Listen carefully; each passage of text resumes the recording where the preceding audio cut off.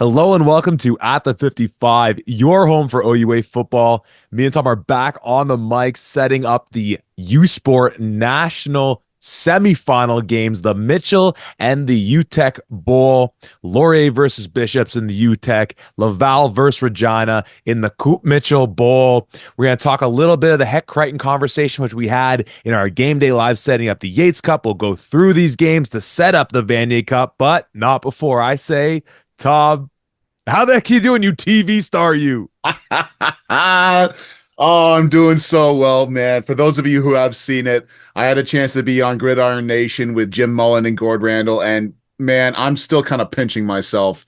It was just so cool. I've been watching those guys ever since they were Crown Countdown U way back in the day, trying to get any kind of semblance of U Sports and OUA football coverage. So to be on that was just fantastic, and I'm pretty giddy right now. I haven't seen it yet. I'm so excited to finish this up to go and do that. And it's only fitting that you were in conversation with Gord Randall, as at this point in the season, it's all C to C action, our U Sports coverage. And Gord was our original Can West correspondent for our first iteration we attempted at C to C. So again, Tom, way to go by you. Can't wait to see it. And as we said, we're going to start off with a bit of the conversation for the Heck Crichton Award, the best football player in all of Canada. We did this conversation a little bit going into the Yates Cup on our Game Day Live episode, but we figured with it down to the last four, we might as well hash it out. As a reminder, your conference MVPs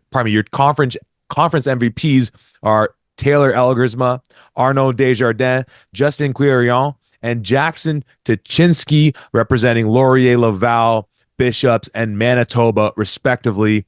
Tom, obviously, you got a chance to see a couple of these guys up in personal at East West. Tuchinski being the only who's not represented in the Vanier Cup. Let me pass it to you first and foremost. From what you've been able to see live, what you've seen following these players, if you were to sort of in a 30-second pitch, why each of these players should be the Heck Crichton, make the case. And obviously we already said it on the preview pod, and I think a lot of people in the OUA, sorry if we're biased, think that the case of all cases goes to Elgersma. But what's the simplest explanation that you'd be able to give for why each of these impressive young men should take home that vaunted piece of hardware? Well, first and foremost, it's really outstanding that I got a chance to see 3 out of the 4 candidates here in that East-West Bowl that we were at just last year. It's really interesting, and I'll try to keep this as short and sweet as I possibly can.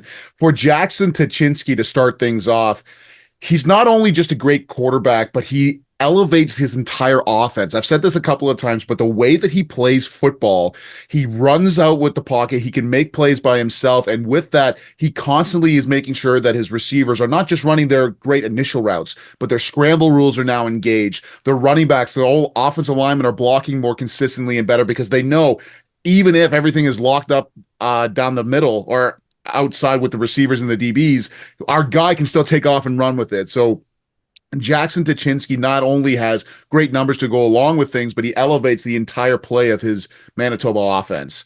If I'm now switching over to the RCQ and to Arnaud Desjardins, I think with him, and once again, another theme that I've kind of hit on is the growth and the unbelievable potential that he has shown from just last year into this year, completely changing around, especially his touchdown to interception rating between the Montreal Carabin in particular, literally almost flipping it directly. 23 going 1 touchdown, 7 interceptions to 24, 6 touchdowns and 1 interception. His play has been elevated like crazy.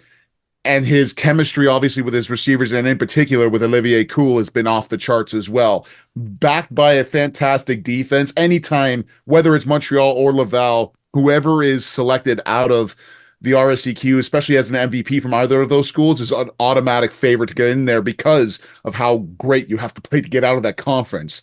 With Mr. Quirion, I think the domination that we've seen from him, especially in the AUS, is really what's showcasing why he should be in this conversation here. I mean, to be able to take over the Saint FX X-Men, who have been dominating the AUS for the past 4 years straight, really showcases to me the fact that these guys are ready to make the next jump, both as a team and as an individual player in Curion. I mean, 98 for 155 for a 63 percentage completion, 1,190 yards total, 5 touchdowns and 4 interceptions.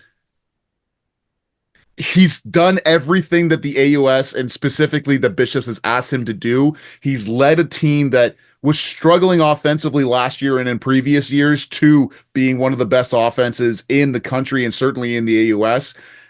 I think Mr. Curion has a great platform in order to put his name out there. But when you look at our guy, when you look at Taylor Elgersma and baby. everything that offense has been doing, I mean, you and I, you can speak to this just as well as I can, my man, but 206 completions, 274 attempts, that's 75% completion percentage in the regular season, 2,641 yards passing, 18 touchdowns to only 4 interceptions. I mean, how can you have a Heck Crichton conversation without mentioning number 13, especially with how well he's been playing this year? And you know what, folks? Tom did all of that with no prep. I threw that right at him. That's why you're on Crown Countdown talking about all these teams. That was awesome. You know, it's fascinating it's hard to not think about the careers of these folks. Single year award. And you talked about the growth for Desjardins. Obviously, we saw him lifting up that Vanier Cup trophy 2 years ago when they took out Saskatchewan, and we've certainly seen the growth of that offense. He obviously had a Heck Crichton winner in Kevin Mittal that year. But just thinking of Taylor and going back to why this year was so impressive for Laurier, because he was so special last year that it almost felt like, you know, the same way that you get that, you know, rookie curse or that all rookie curse when it feels like the sophomore curse, because if you really perform so outstandingly in your first year, the water's going to find its level. And he was so good last year. The touchdown interception ratio was actually even greater a divide than it is this year. And you say to yourself, you know what? Laurier obviously has a great chance to get back to that Yates Cup and win it this time round. Maybe Taylor's numbers will come back a little bit. Maybe it's he had the year where he got the stats, he got his MVP. You see this all the time in any number of sports. The guy wins the trophy and then he comes back and recenters in some kind of way, and then they win the team award. Not that I think Taylor wasn't focused on that sole goal last year, but for him to arguably elevate from last year, I understand it's a single season award. What he did this year is deserving of it on its own merits. Absolutely. To him to elevate his game and to stay consistent has been outrageous. It's almost, again, it's hard to fathom how good this team is. We are seeing a generational team in the Laurier Golden Hawks. Tom, that was outstanding. Really, I don't have much I can add into that. I think with Jackson Tuchinski, my only hope, though, again, I'm leaning towards Elgersma if I had a vote, which we don't, unless you're hiding something from me now when you're getting on TV and such, my friend. My only hope is that as much as you tell people, hey, it's a regular season award, playoffs don't matter. We're human. It's kind of that's kind of silly to think you could just tell it to someone. All right, by the way, yeah, Tuchinski didn't finish the year how we expected to in the playoffs, so that shouldn't be factored into account. People still saw those games, and not that their loss to Regina falls on him, but I just hope folks are able to soberly analyze this without saying, well, hold on a second, 3 of those 4 guys are contending for the Vanier now in these national semis. Let's look at what they did in the regular season. So I now have something of a challenge or a request, let's say, for all of our listeners, especially our folks who love to be U Sports historians, looking and calling you out, Mr. Ken Waller, you beautiful man, you. When was the last time that a Heck Crichton winner lost out in the first or second round of the playoffs? To go exactly on your point, I don't have that off the top of my head. I'm not sure for that myself, but I mean, I guess it would be potentially Trey Ford. Trey Ford, yeah. But outside of him, because that's not like Trey Ford. Once again, to go back to your thing, we are simply human. And Trey Ford had been doing Trey Ford stuff for years. And you give it to a guy like Chris Merchant, you give it to another like I think that to go along with what you're saying in terms of yes, it's only for the 2019 season that we're looking at, but that also was bleeding into that as well. So outside of Trey Ford, I wonder if there's anything else that really screams to mind. But even with that, I would I'd be shocked if it was really truly just this is the regular season in this year, cut and dry with no bias from last year or into the playoffs. And that's not to call out you sports by any means. It's just that we're human beings. And to have that in your head, because the voting would technically happen after the regular season, after the MVPs are happening. And so all of these voters are watching the playoffs. And I'm sure when Taylor Elgersma goes off against a Western squad that is a damn good defense, that has to influence them, even if it's the tiniest little bit. Even if that just makes them go, holy crap. Yeah, let me double check all of those numbers. Let me look back at the regular season. Let me really look at what he was doing here. I just have to assume that that goes along. So maybe, okay, Ken Waller, you got off pretty easy there because I gave a pretty easy question. But if you can find another one, I'd love to hear it. Yeah, no, that's a great question. I think about maybe with Jordan Heather in 2013 with Bishops when they were still in the RSCQ. I don't recall how far they went that year because I believe that was a year that I think Calgary beat Laval in the Vanier that year because I think when Western won the Yates, I think they went to Calgary and I think they lost pretty handily. And I think Calgary or maybe Laval, whatever that was, I think that was a Laval Calgary finish. So at the very least, I'm pretty certain that Heather wasn't winning his conference that year. So that one comes to mind as well. Just some of the other numbers that I had from the pregame show, the Game Day Live, I should say, they're just worth sharing on this broadcast as well. From the last 10 years, the distribution of your Heck Crichton winners go 5 going to the Can West, 3 going to the RCQ, 2 to the OUA, 0 going to the AUS. Again, with that caveat that Bishops in 2013 with Jordan Heather winning was still in the RSCQ. So worth noting from that standpoint, we'll obviously find out in about a week's time from recording who is raising that trophy.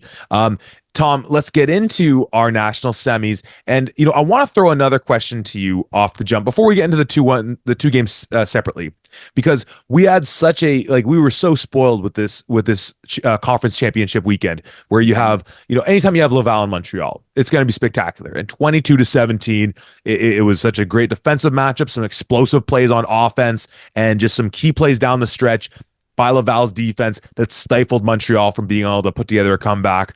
Laurier and Laval, Laurier just the crowning moment on this just picture perfect OUA season for them. And again, the 31 points was still a spectacular effort by their defense to hold them to that. A great crowd, as we saw being live. I mean, that Loney Bowl was on acid. The ending was outstanding. And then, of course, with Regina being the Cinderella story on their way to winning that 87th Hardy Cup, emotions are running high off that week. Emotions are always running high. You don't win a conference championship, and even when it's Western winning 3 in a row, just brush it off your shoulder and just say, on to the next one.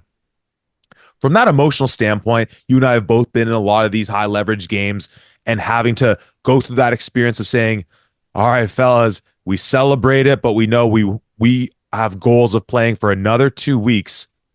When you think about those conference championships setting us up to where we are with the Uteck and the Mitchell, which team do you think, and I'll ask this before we get into the individuals because it kind of encapsulates all 4, do you think might have the tougher time based on the emotional weight of how those games ended? We know they all had major stake. It's never something to sneeze at winning a conference championship. The way we saw those games, who do you think is having the most, not difficult time, but again, I always talk about in 2015, like we won that Yates against Western, and I don't think we were inevitably going to lose to Montreal.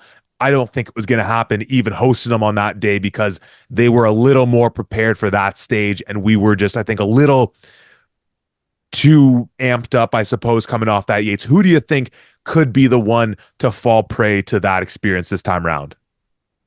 Yeah, I think just before I get into that pick, just to go off of that question a little bit more, it's so difficult when you really think about how things are going, especially in the OUA, obviously you and I both have experiences winning a Yates Cup, and not to think of the Yates Cup as the mountaintop.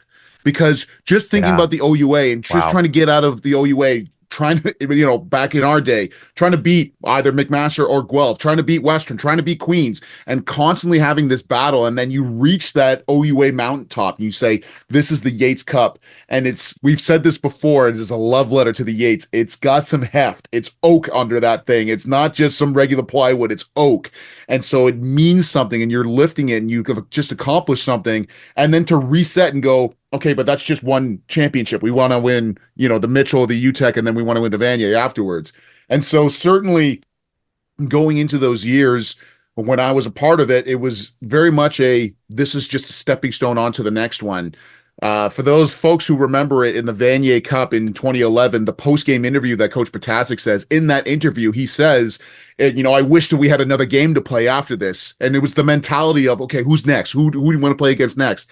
And to have that mentality is so important when you're in this stage, because exactly like you said, in that 2015 year, you guys were damn good in those Guelph Griffins. You have to be in order to win a conference championship, but to only have eyes on that Yates Cup, now suddenly you're having to restart the motor when you're like, well, we already accomplished what we wanted to do, especially in that Stu Lang era, which was to bring a Yates Cup back to Guelph.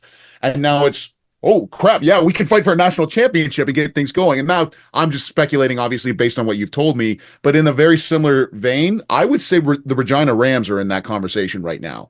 Being a team that was 3-5, limping into the playoffs here, and then upsetting two teams in a row, feel like be on that mountaintop, Regina. You deserved it, but in that setting, yeah, you know what? We proved all the people wrong. We proved that the 55 wrong because we picked against them twice. We were wrong against them twice.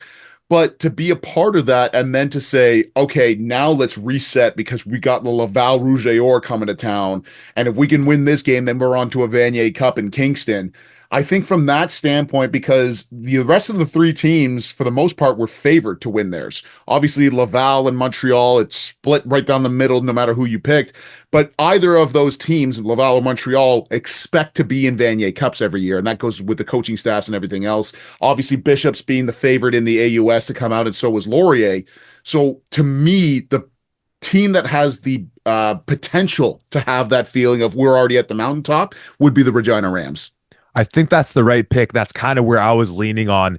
I love the way you described it. It's kind of like in Pokemon when you beat the Elite Four and you're like, I did it, and then out comes your rival, and it's like, what the hell? I got to deal with this schmuck now.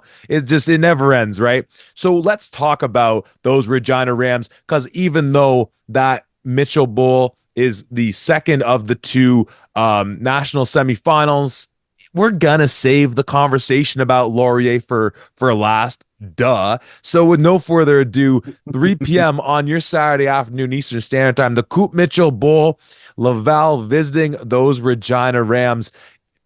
Truly a David and Goliath matchup if there ever were one. And Tom, it's really been this defense for Regina that has kept them on this awesome run that they've been putting together this year so far to get them on this stage.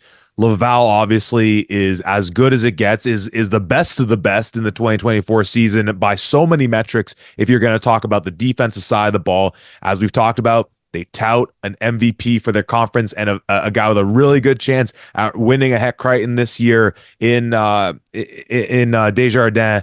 What are your first thoughts when you look at this matchup? Well, first and foremost, yes, that Regina team is 3-5, but I don't think they lost a game by more than 10 points in the regular season here. Certainly, even against the Saskatchewan Huskies going into the Hardy Cup, they split the series, one apiece. So this Regina team has done some great things.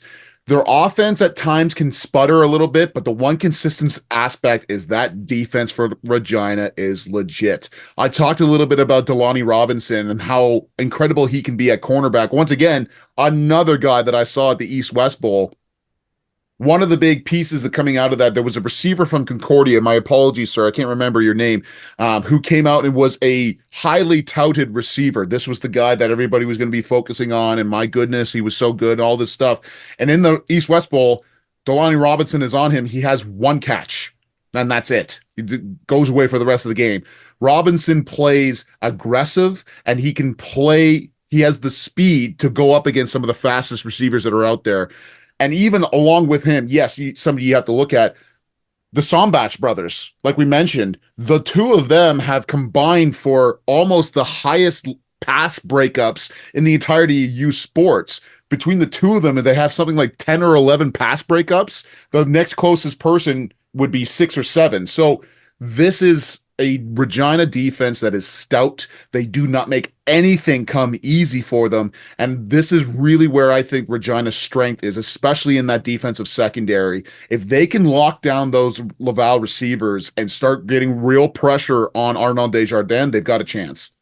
And obviously, it's a deep receiving core that Laval touts out. But you've already mentioned the name in Olivier Cool. We've got to see it in that Mitchell, pardon me, in that championship against Montreal, just all the special things that he can do on this stage. If you're Regina, and just on the flip side, Laval, if you're thinking about this game of chess of how you might want to attack to take away weapons, are you thinking, okay, we need to really make sure that we have our best and a guy shading onto Cool to really make sure that we lock him down, and then accept the possibility of someone else kind of like in a whack-a-mole fashion really going off?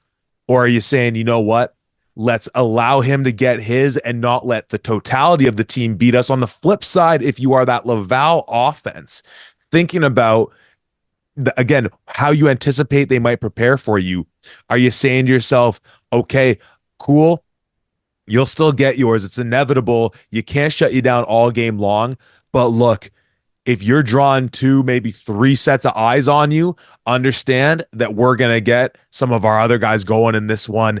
At the end of the day, we're all going to be lifting up that trophy together. Yeah, I mean, the nice thing when it comes to the Laval Rouge et Or is they just played an outstanding defensive game against the Montreal Counterbank, because it's like that every single year. The term that I absolutely love that Jim Mullen used to describe this game was this was a rock fight. A 10-5 game at halftime, and obviously to come out of this, there's a specific reason why Laval was able to do their thing, and they were able to put up 22 points against an outstanding defense with the guys with the likes of Jeremiah Ojo, Harold Bussen, and the rest of them. I think going into this game, it's a very similar thought process as to how you did just against Montreal. I think in the Montreal case, every aspect of that defense is fantastic, but the strength of that defense, I would argue, is in that front seven with those guys in Ojo and in Misan. In this case, the strength of that defense that they're going up against in Regina, I believe, is in the back end, in that defensive secondary. So now, while you are looking at slightly different in terms of where the strengths are and certain tendencies, and obviously playing against a team that you've never played before, there's going to be some things, and if anything, Regina, I'm sure, anything that's left in the bag of tricks, it's all coming out in this game. But typically those are left really on the offensive side of the ball rather than defensively. So for this defense, I think Laval comes out and they still continue to get things done. I mean, the run game with Matthew Roy has been solid so far. Nothing really blowing the top off by any means. But I think you get Olivier Cool in the game as best as you can, whether that's through your standard passing games, and obviously what you've been doing has been working. If that means you have to get him into a jet sweep just to get him the ball in any case.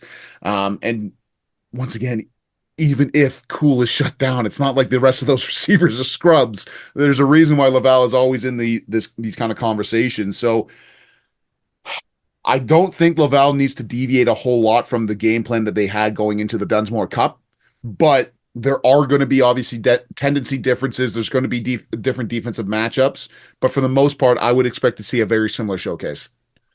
Now, on the flip side, you talked about already Laval on that front seven being so deadly, and we saw that in the Dunsmore Cup with how they were just collapsing that pocket with such not ease, but it just looked like it was an inevitability that if Senecal was going to sit in that pocket too long, they took away any angles for him to be able to escape out of. And if that back end did their job, he was going to go down. And they obviously got to him a fair amount on that day.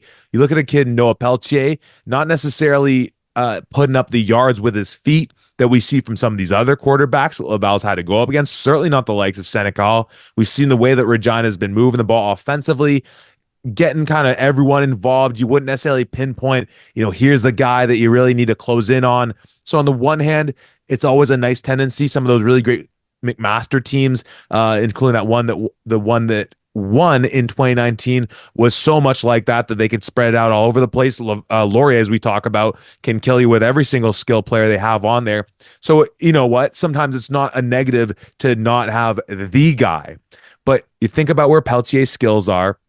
You think about where their weapons are, and a defense where if he's having to sit there for too long, they're coming after him. Do you see them maybe trying to move the pocket a little bit more? Do you see them try to maybe use a little more screen game? How can they possibly make Peltier's day a little bit easier, where you have to be in those meetings for Regina and say, all right, look, son, you're going to get hit. No shots at your O-line. You're going to get hit at some point.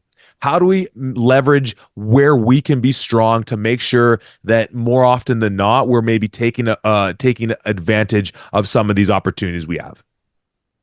Oftentimes with a defense like a Laval that's able to pressure the quarterback, that defensive secondary is expecting the short game pass or expecting a screen pass because they're trying to get away from something along those lines. I would love to see Noah Peltier on the run a little bit more. A designed run, like I should mention. Yes. Get him out of the pocket, do a little 88, 89 series, whatever that looks like, to get him away from that pressure a little bit. But the other aspect, to kind of flip the script a little bit ahead, is dial up shots, dial up some deep ball threats to really make sure that linebacker core at bare minimum is not coming with the same amount of aggression. Really. And not to say that Laval can't get pressure with their front four. They've been doing it all year for sure. But especially, this is the national semifinal game. This is not the game to be timid anymore. This is the time to really open it up and rip it. And I think we've seen Noah Peltier and the arm strength that he has, and he's got the capabilities to do so.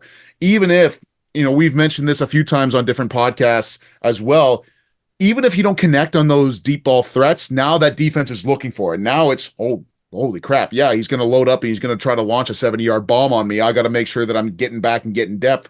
And now that gives you more space for your slant routes, your in routes, your out routes, whatever the case may be, or even just to find those zones and get those guys playing, whether you're in the flats or covering the deep third, there's going to be an area that's open there. And if you can spread the field out a little bit more, I think that's where some of this has to come from, because, just having a team that's going to throw slants on you or throw screen passes, nothing that Laval hasn't seen before, and those linebackers are waiting to come downhill and to tackle somebody in front of them. So I really think they've got to take shots.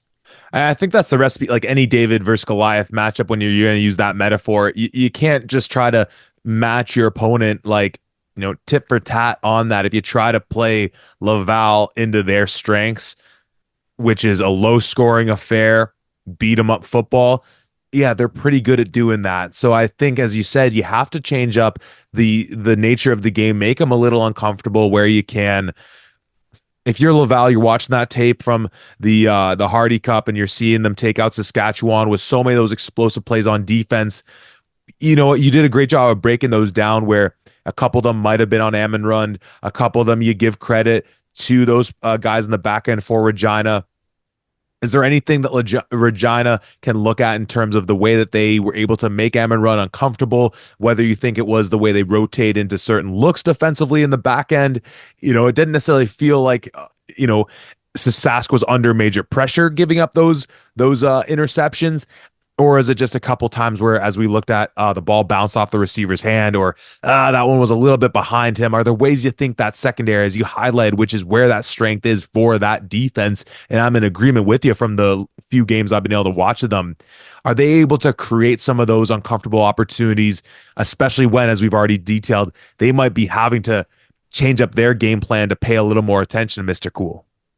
Yeah, I think when you really go back and when you watch that game, while yes, maybe one or two of those interceptions were on Anton Amarud and maybe he's making the wrong read, a couple of those are, especially on that pick six, he's putting the ball, and yes, it's behind his receiver, but the reason it's behind his receiver is because it's blanket coverage on top of his receiver. And sure, maybe he shouldn't have thrown that ball at all, but the defenses that are creating that issue. If I'm going to throw this ball at all, it's going to be in an awkward spot for everybody, and that's where opportunities can certainly come up. Now, we've talked about the growth of Arnaud Desjardins, and we talked about how well he's been doing as of this year. He still had those interceptions as of last year against the Montreal defense. Now, that Montreal defense was record setting, literally record setting as of last year, but great coverage is going to create more opportunities for guys to get things done. Even if that means, hey, you know what, my deep thirds are covered here. I'm going to try and check this off to a quick little hook route. Maybe if it's my Z or my X receiver that's making that hook route, is that an opportunity for a corner to jump a route, for a Delaney Robinson to come in and try to get a pick and try to get it some momentum going the other way. I think no matter what, the way that you look at this, though, this defense for Regina has to play their best football that they've ever played because Laval is going to test them in every aspect. And you know what? 11 sacks on the year for Regina just aren't the type of numbers that I think if you're Laval, you're going to look at and really worry about from that standpoint if you have to bomber in extra guys or do any kind of 70-man pros, things like that. Tom, we're flirting with this game a whole bunch. Who's going to be visiting Kingston when it comes to the Vanier Cup? It's the Rouge et Or. It's got to be on this one. But you know what? Every great Cinderella story has always started with teams underestimating them. So let's keep this thing going. I'm not going against Laval, but certainly from the narrative standpoint, you'd love to see it. So that's the Coop Mitchell Bowl. Again, that's 3 p.m. Eastern time for that matchup live from Regina, which leaves the other matchup, the Uteck Bowl, taking place in Lennoxville, Quebec, home of the Bishops Gators, home of one Liam Forsyth. First and foremost, before we get into this matchup of OUA and AUS football, Tom, we have found our man. We have found that electric play-by-play man calling those Bishops games, and it was some interesting insights into learning about this young man. Yes, Liam Forsyth is the man that we inexplicably fell in love with when watching that Loney Bowl championship, with how much passion was in his voice calling for his Gators. He is somebody that's actively on the team, but has committed to the broadcast booth as well to help his boys out and give them proper call outs. And obviously nobody's going to know what's going on in the team better than an active player in there. So Liam Forsyth, shout out to you, my man. You were outstanding in everything you did.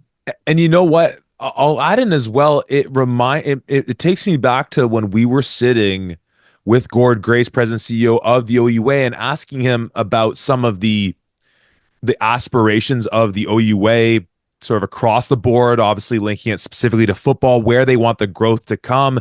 Thinking about the growth that's come in the face of OUA TV and how much improved these broadcasts have been.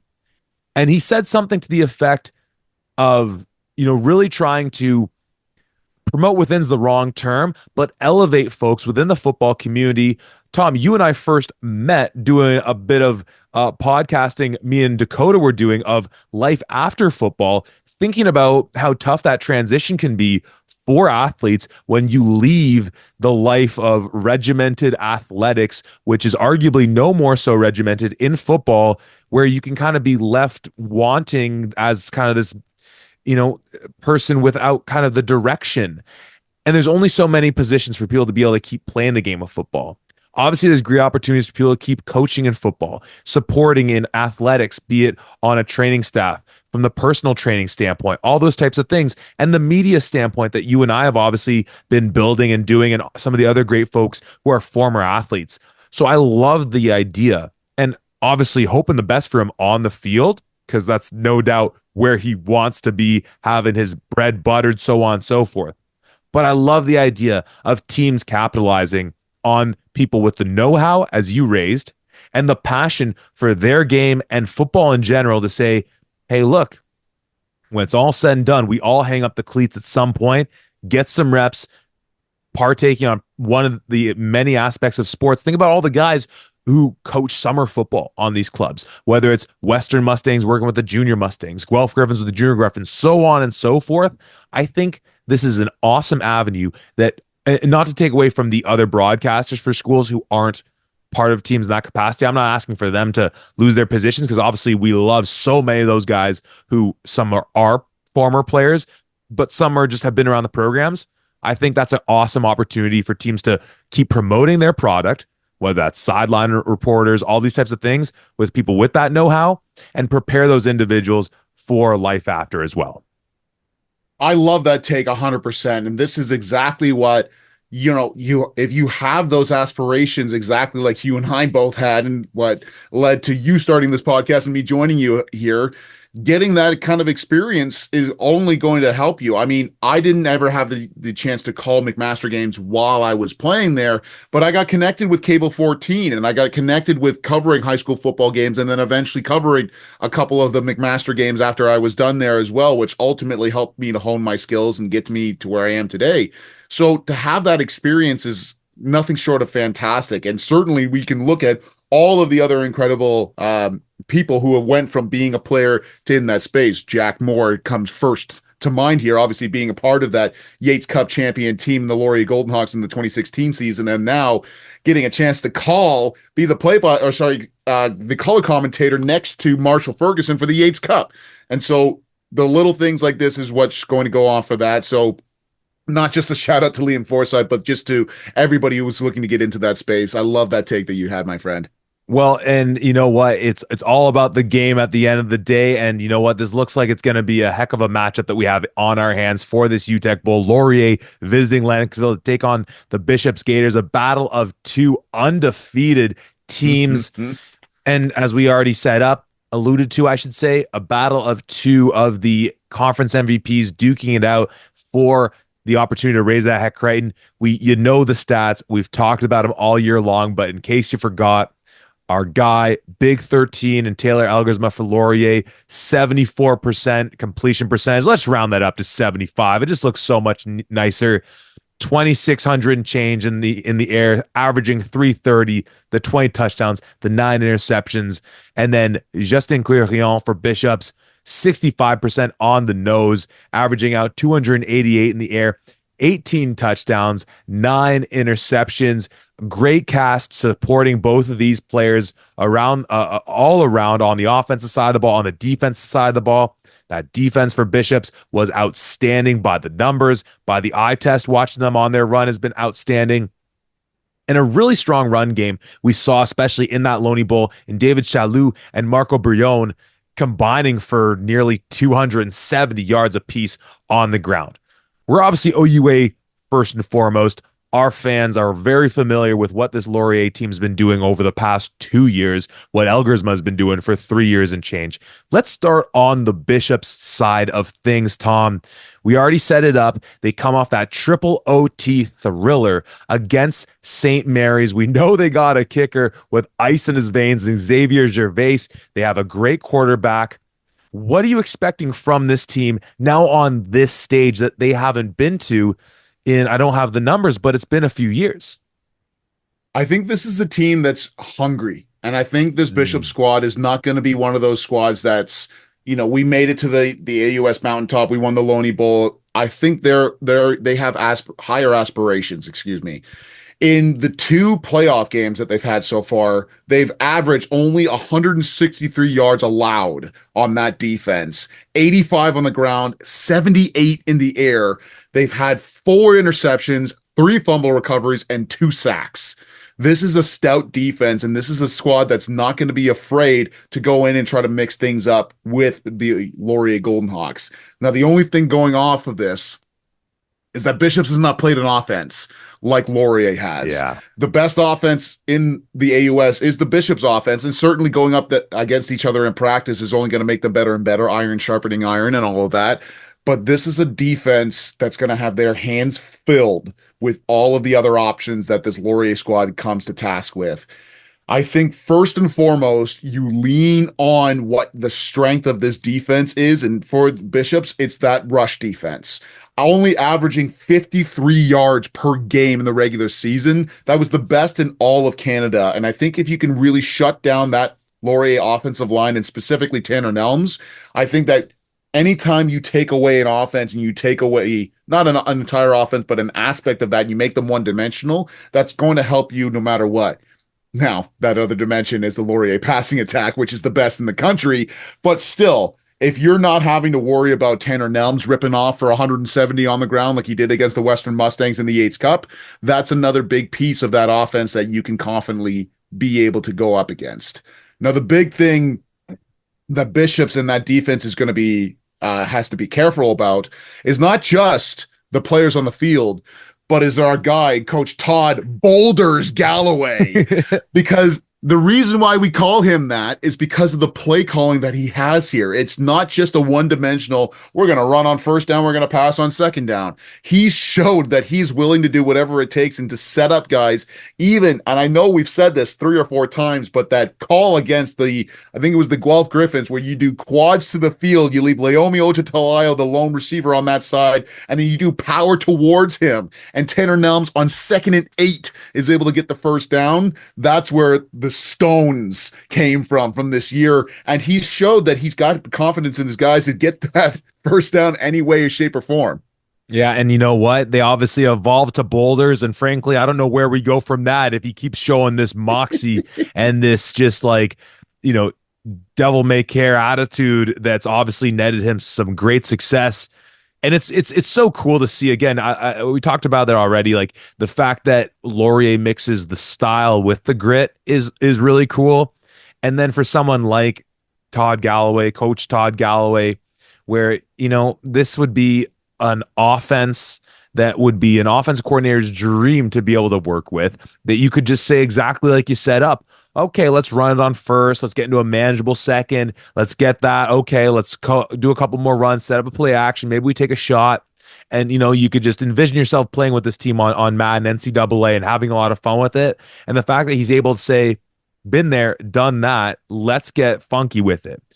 We keep talking about how impressive it was for Laurier to be able to hold Western to the 31 points in that game. Again, by the numbers, Western was averaging a tick under 50 points a game on offense. This is a Bishops team averaging 41 points. On the flip side, it's a Bishops team that is averaging about 16 points per game given up on the defensive side, which pretty well mirrors where Western was at. And we obviously saw through 2 games Laurier dropping nearly 100 points on Western.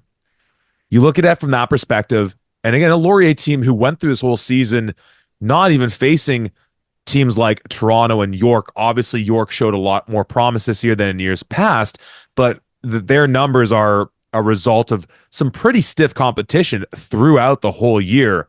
You look at what Laurier did against Western in contrast to those numbers, and those numbers that were the result of not just the 8 regular season games, but you add on 2 additional playoff games for Western.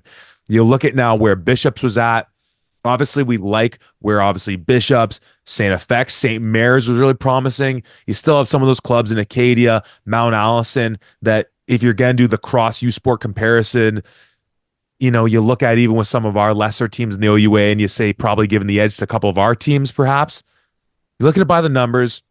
You say, okay, you see how they were able to limit Western compared to their averages and put up points compared to their averages. How do you see that playing out in this instance with Laurier's offensive attack, as we've and everyone's seen all year, being so potent from every single angle? Well, when looking at the Laurier side of things, and when you look at that offensive attack, it's able to hit you from any angle whatsoever. But on Bishops, they're averaging in the playoffs 524 yards per game. This is not a squad that's not used to running the ball or not used to being able to move the ball effectively here. Even as you and I were watching at the tail end of that Loney Bowl, while yes, each team had to settle for continuous field goals, you and I, as those overtimes went on, saw Bishops run the ball and move the ball and get closer and closer and closer and closer to the end zone here. Obviously, St. Mary's played stout and forced them to field goals, but they certainly were able to move the ball a whole hell of a lot better than St. Mary's was when they had the offense on that side. And I think that's what this Bishops team is going to do. They've done a great job in terms of just getting the ball into some of their playmakers' hands. Obviously, like you mentioned, averaging or combining for 200 yards on the ground against St. Mary's, which once again is a stout defense, is nothing to sneeze at either. And I think that they're going to have some more success on the ground as well in this game. certainly going into this, Laurier's defense and that rush defense played a hell of a game against Keanu Yazbek and Keon Edwards, two of the best running backs that you'll see in all of Canada here. But without playing against a team like Bishops here, not knowing necessarily what to expect, it's very easy to go to look at this and say, you know what, David Shalhoub, whatever. What are you going to do against us? And then he rips off 160, albeit against St. Mary's going into this one. So I wouldn't be surprised to see that rush game be a little bit more than what people are expecting going up against Laurier here. But certainly Justin Quirion and his ability to not only throw the ball, but to take off and run with it as well is definitely something to watch out for. Quirion does not turn the ball over all that much himself. His interceptions, he didn't have any as of last game. And while he may not be really throwing a whole ton of touchdown passes, he's safe and secure with the ball. He's not creating additional chances for the opponent's defense and their team on that side. Now, the one thing that I will say is, fellas, hold on to that damn football. You can't be affording to have 4 missed fumbles here and expect to win this game against the Laurier Golden Hawks. Absolutely. And obviously, you know what? Bishops did a great job in turning over that St. Mary's team with that defense. He already highlighted 3 in the air with the interceptions and 2 forced fumbles, one of which they recovered, as we saw so dramatically in the waning moments of that fourth quarter to tie it up and send it to the overtime sessions that allowed Bishops to come away with that Loney Bowl win. Gosh, Tom, I guess the only thing I also am going to throw your way that I think that for Bishops going to this one, they have to be, if we're honest, and for folks out in AUS and Eastern Quebec, you got to be honest. Like, this is a juggernaut team in Laurier coming your way, and if you're trying to look at the angles, trying to look at the various aspects where you might have that opportunity to come away with the win here, you look at those 27 sacks on the year. That's no joke to play around with, obviously, but we've now had to decrown and recrown this Laurier offensive line the best the OUA has to offer. Even when they go down a man, they run 6, no doubt even 7 deep. When it comes to the trenches, because as we know, especially at this time of year, you're in Quebec, that weather can be a fickle beast to have to deal with, the cold and possibly even some snow or wet weather in some form or fashion. You look at this matchup from the trenches, yeah, those Gators have gotten after the quarterback all year long, but this is an offensive line. And if we want to play it the other way around, a front 7 and a defensive line for Laurier, that's no joke for that Bishops O-line to have to deal with. Football can sometimes be that easy. We look at it in the trenches. What sort of thoughts are you having with this matchup? Well, certainly that Laurier offensive line has been playing fantastic, anchored by guys like Cooper Hamilton, Josh Rietveld, and even Tyler Potvin being able to come in and be that 6th man that you were talking about in that game. I'd be really interested to see what Bishops does with the flopping offensive line. I watched it as best as I could see. No other team in the AUS will change their offensive line like the Laurier Golden Hawks will. And does that create another wrinkle for them? Are they looking at this like, hey, I'm used to having a little bit of a better pass rush against a right tackle than a left tackle, but oh crap, I got to go up against Cooper Hamilton the entire game because he's traveling with me on this one. So I'm really be interested to see how are they going to change up their fronts. Are they going to go into a front that they haven't seen before, like a cowboy or a 30 front or even a 5-man? I'm really interested to see what Bishops is going to try to do to get under that offensive line skin and really see what they are able to get from them productively here. It's a very tall task. The one thing that I will say that is going for Bishops in this game is we've seen Laurier and we've seen them produce at the highest level so far in the Yates Cup, and they get up for those games and they're excited for those games. In games where I don't want to say that they're thinking they automatically win this, but certainly when you're playing against a squad like Waterloo was earlier this year that didn't have a win to their name versus a squad like Western, we've seen a dip in some of the play from the Laurier Golden Hawks, albeit slightly. Obviously, this is a perfect team so far. They haven't lost a game, knock on wood, for both Bishops and Laurier, although one of them has to lose, but knock on wood. This is a squad that is markedly better in games where they actively know this is going to be a huge game for us. We need to play. Now, this is the national semifinal game. There's not much more that you can get other than obviously the national championship in terms of scope. But if this Laurier squad goes into Lennoxville and they're thinking that they're going to just overlook the Bishop Gators, those Gators are going to snap right back. I to have the pun in there. So that's the one thing that could potentially be going for Bishops in this game. If Laurier thinks that this is going to be an easy ride, it's not going to be. Most definitely. And we obviously started our conversation, well, one of our conversations at the jump in talking about just that. When you can't get up for this game as a result of coming off the Yates, the opposite can very well be true as you were just setting up when you're looking past to that Vanier. I still will never forget sitting down with some of the Laurie Goldhawks 4 years ago, including one Ayo Ajayi, outstanding cornerback for the Golden Hawks, and learning that with head coach Michael Faulds, no matter how the season had fallen for them, whether they were making it to a Yates and losing, not making playoffs altogether, and anything in between, in some form of fashion, that team kept preparing all the way to the Vanier Cup, understanding that when that day comes, when that season comes, when they actually get to be in the position to accomplish that goal of getting to that game where it's you and only one other team in the whole bloody country, it won't catch them by surprise. And Tom, I was called out by Malik Cote's father at the Yates Cup in having already said, I'm not going to doubt Laurier anymore. When I said that weeks and weeks ago, very early into the OUA season, probably after I picked Guelph to get the win on the road. It's a great effort by my Griffins, your Griffins, everyone's Grove Griffins in that matchup. And though, again, I will protest the notion that I went against Laurier in the Yates, more so just thinking, man, to beat Western twice in the season is a tall, tall task. This team is ready for this stage.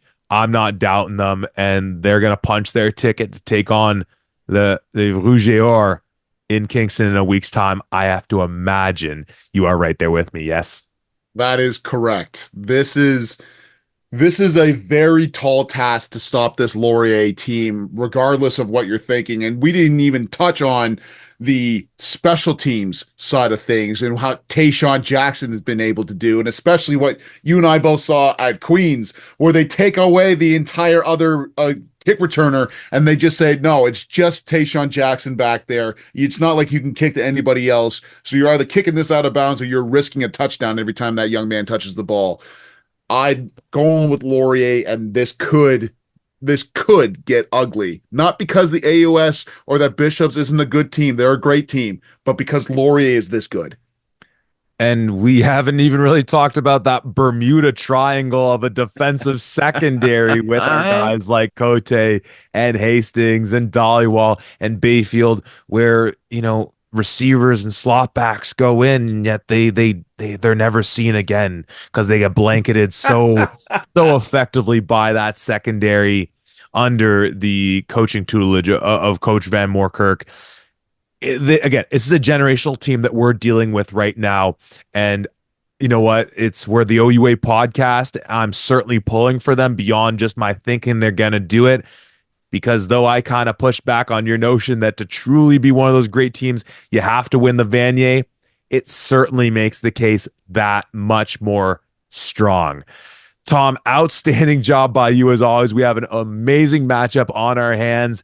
I think we're going to be sitting on a couch somewhere either in Toronto or in Hamilton watching it together. Final thoughts for the folks about these national semifinal games coming our way this Saturday. Folks, you have to tune in and watch these games. This is the future of Canadian football. A lot of these guys you're going to see at the next level in the CFL with how well they're going to be playing here. And I know that we've got the Grey Cup happening this weekend, and you and I both have very strong thoughts that the Grey Cup should be the last game that's played. It's the Canada's freaking professional team. It should be the last game that's played. Anyways, Get out there, watch that Grey Cup, but watch these two games. You're going to see some outstanding football from teams right in your own backyards.